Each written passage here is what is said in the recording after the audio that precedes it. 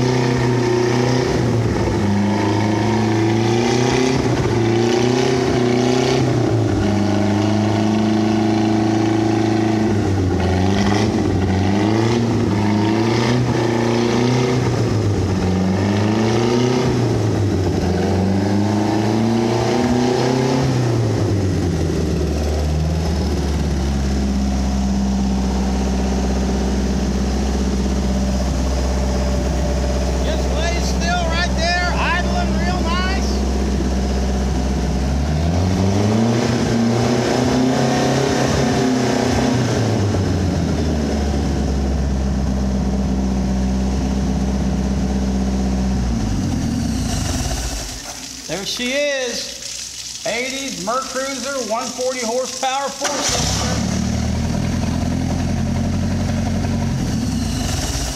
It's available on eBay. It would replace a 120 also. One more time.